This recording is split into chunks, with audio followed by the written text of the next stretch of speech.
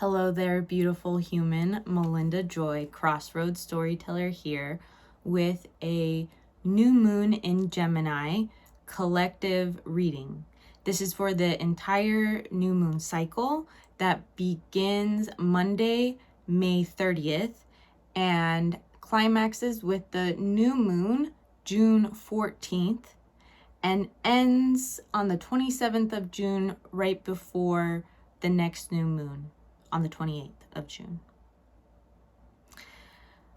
The resources for this reading are twofold. First, the Story Medicine Tarot Guidebook created by Jessica Zinchuk, the Story Medicine, both on YouTube and Instagram. I highly recommend everything Jessica creates. She's brilliant. And we are using her story spread. So we're looking at the story for this cycle. And the cards we are using are the Creative Liberation Now deck. And you can find out more about this deck in some of my other videos, both that already exist and that are becoming.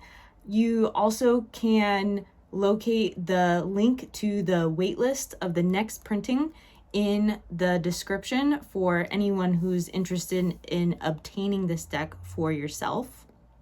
And the creator, there's several creators, but the creator that you can follow on Instagram is Amani Way. And Amani will, apologies. And Amani does inner equity coaching right now. So, the way we are showing up, we're beginning this cycle with the face of the alchemist. So this is the Temperance card in some decks or the Art card in other decks.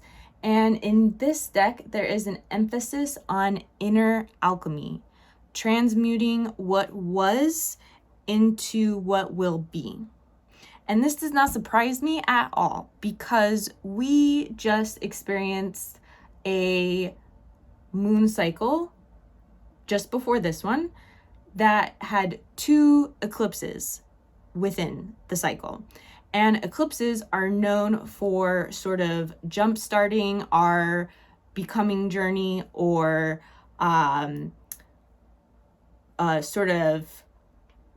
advancing in our maturity or some sort of leveling up. And of course, that leveling up requires a period of integration.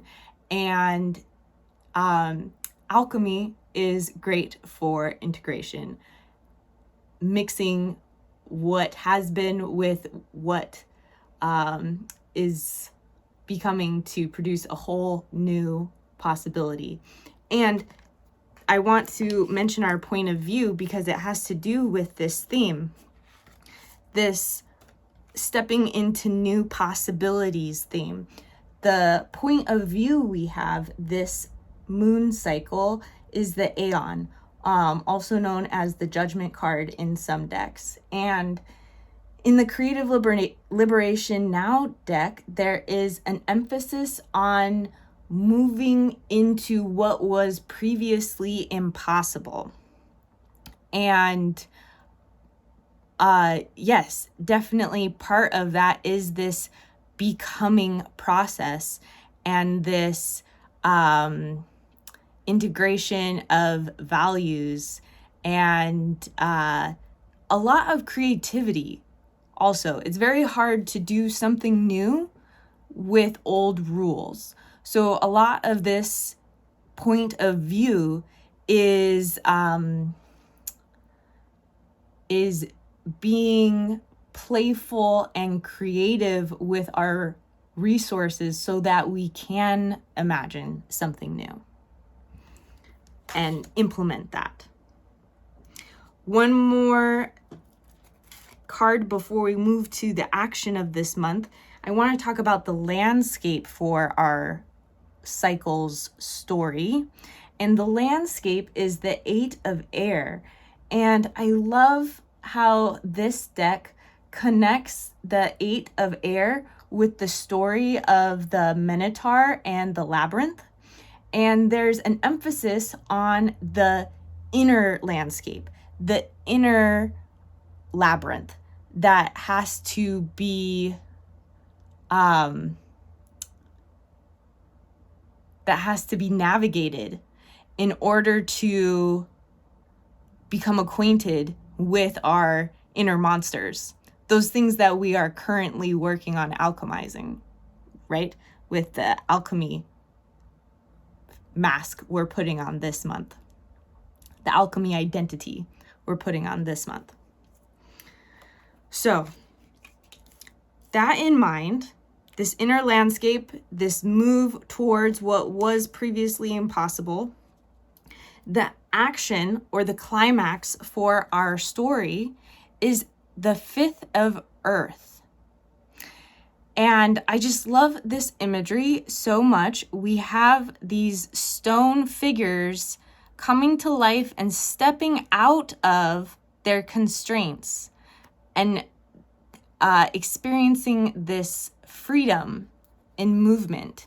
And then we also have this reflection of another version of this removing ourselves from the constraints where, very political, social version of it, where we have this white male policeman and this active Black woman, I'm guessing, that's what I'm seeing, definitely see whatever it is you're seeing, who is acting on her behalf and actively removing the constraints. Okay, so what's cool about this card is that it has even in the imagery, has this huge nod towards social evolution and social becoming, cultural becoming, changing of the structures that are constraining too many of us. And because of the landscape card, this inner labyrinth emphasis, I think what this climax is actually pointing to, whereas, of course, everything that is internal has an external reflection. However, I think there's an extra emphasis on removing the internal colonizer, removing the internal confiner, transmuting the internalized patterns that aren't serving us, and the internalized authorities who are not supporting us. Okay. So, on that note, our story Roots is a great resource for this reclaiming of ourselves, and especially our physical bodily self, because the 5 of Earth and the 10 of Earth have connections and correlations with our physical bodies. The 10 of Earth, though, is about alignment with the Earth cycles and alignment with the natural progressions of change and becoming and life and death, and the immense abundance that is available to anyone who would like to tap into that natural resource of natural timing, of natural embodied present being.